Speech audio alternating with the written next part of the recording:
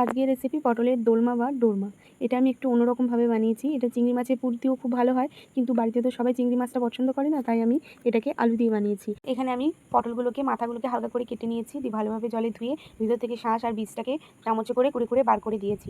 এবার তেলের মধ্যে হালকা নুন আর হলুদ দিয়ে পটলগুলোকে ভেজে তুলে নিয়েছি। অন্যদিকে আমি পরিমাণ মতো আলু সিদ্ধ করতে দিয়েছিলাম, সেটা নামিয়ে নিয়েছি।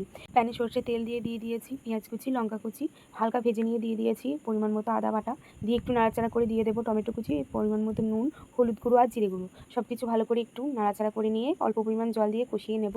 কষা হয়ে গেলে আগে থেকে যে আলুটা সিদ্ধ করে রেখেছিলাম সেটা দিয়ে ভালোভাবে নাড়াচাড়া করে নামিয়ে ঠান্ডা করে নেব। অন্যদিকে গ্রেভির জন্য আমি এখানে দিয়ে দিচ্ছি পরিমাণ মতো সর্ষের তেল, তাতে দিয়ে দিচ্ছি গোটা গরম মশলা, তেজপাতা আর গোটা জিরে ফোড়ন। খানিক নাড়াচাড়া করে দিয়ে দেবো চিনি কালারের জন্য, একটু তেলে নাড়াচাড়া করে দিয়ে দেবো হলুদ গুঁড়ো আর কাশ্মীরি লঙ্কা গুঁড়ো কালারের জন্য। এটা তেলেতেই দেবেন, তাহলে কালারটা ভালো আসবে।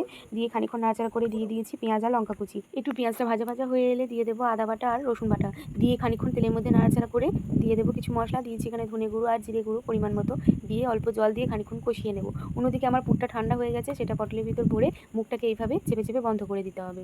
দিয়ে এবার পরিমাণ মতো জল দিয়ে খানিকক্ষণ ফুটতে দেবো। ফুটে গেলে আগে থেকে যে পটলের পুরগুলো ভরে রেখেছিলাম সেগুলো এখানে হালকা করে ছেড়ে দেবো, দিয়ে ঢাকনা দিয়ে অল্প ফ্লেমে কিছুক্ষণ হতে দেবো। দিয়ে ওপর থেকে চিনি ছড়িয়ে দেবো পরিমাণ মতো, দিয়ে এখানে নামিয়ে নেব পটলের দোরমা বা ডোরমা রেসিপি।